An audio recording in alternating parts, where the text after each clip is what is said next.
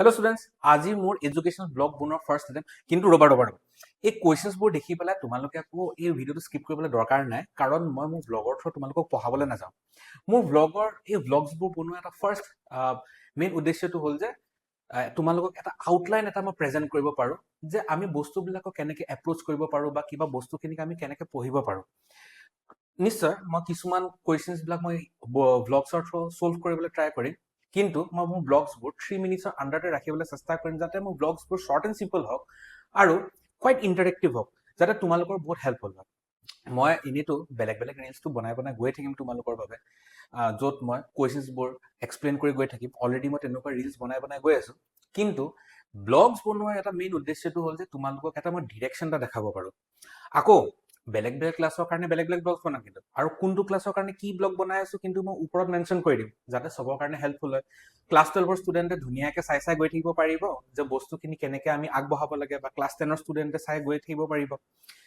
মই ট্ৰাই কৰিম around class 9, 10, 11, 12 ষ্টুডেণ্টছক মেক্সিমাম টু মেক্সিমাম ছাপোৰ্ট মই মোৰ ফালৰ পৰা দিবৰ কাৰণে আজিৰ ব্লগটো বনোৱাৰ এটা মেইন উদ্দেশ্যটো হৈছে যে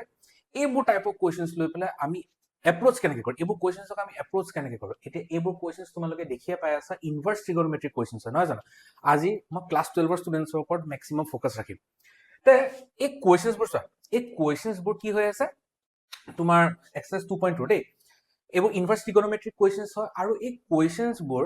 মেক্সিমাম তোমালোকে ইনভাৰ্ছ ট্ৰিগনোমেট্ৰিত দেখিবতো পাবাই লগতে কেলকুলাছত দেখিবলৈ পাবা এতিয়া যোৱাকালি মই এটা ভিডিঅ' এটা বনালো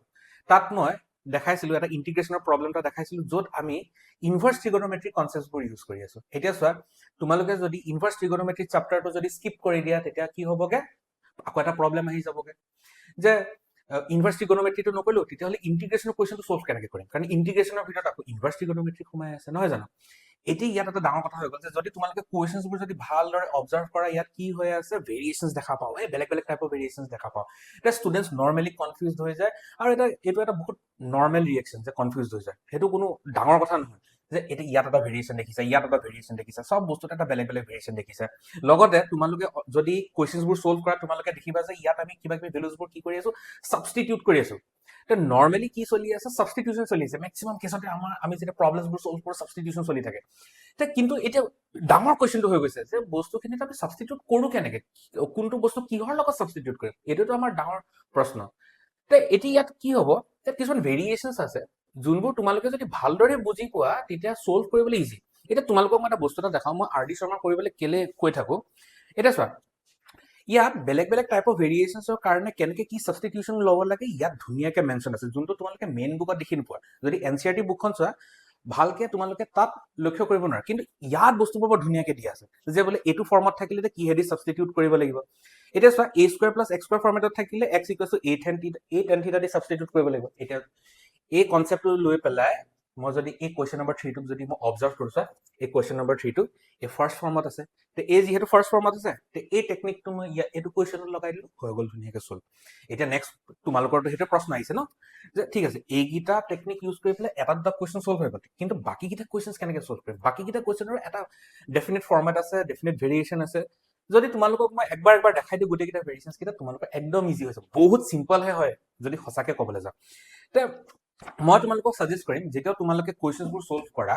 শিকাৰ লগে লগে মানে মেইন বুকখনৰ লগে লগে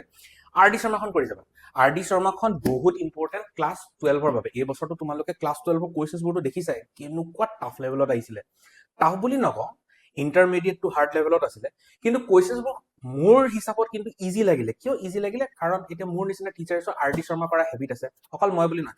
যোন টিচাৰ্ছে আৰ ডি শৰ্মা প্ৰেক্টিছ কৰোৱাই টিউশ্যনছতে হওক বা স্কুলতে হওক সেই টিচাৰ্ছৰ কাৰণে এইবোৰ কুৱেশ্যনছ ইমান হাৰ্ড নহয় বা মোৰ নিচিনা টিচাৰ্ছৰ আণ্ডাৰত যোন ষ্টুডেণ্টছে পঢ়ি আছে তেখেতলোকৰ কাৰণে ইজি হৈ যায় বস্তুটো মই সাজেষ্ট কৰিম যে তোমালোকে আৰ ডি শৰ্মাখন ফ'ল' কৰা তেতিয়া তোমালোকৰ কাৰণে কি হৈ যাব বহুতখিনি বস্তু ইজি হৈ যাব আৰু ক্লাছ 12ৰ কনচেপ্টছখিনি বহুত ক্লিয়াৰ হ'ব আৰু এতিয়া যিহেতু ক্লাছ 12ত আছা তেতিয়া কনচেপ্টছবোৰ ক্লিয়াৰ কৰাটো বহুতেই ইম্পৰ্টেণ্ট তেন্তে ঠিক আছে আজি এইখিনি কৈ পেলাই মই আজিৰ ব্লগটো সামৰিছোঁ আকৌ তোমালোকক লগ পাম মোৰ নেক্সট ব্লগত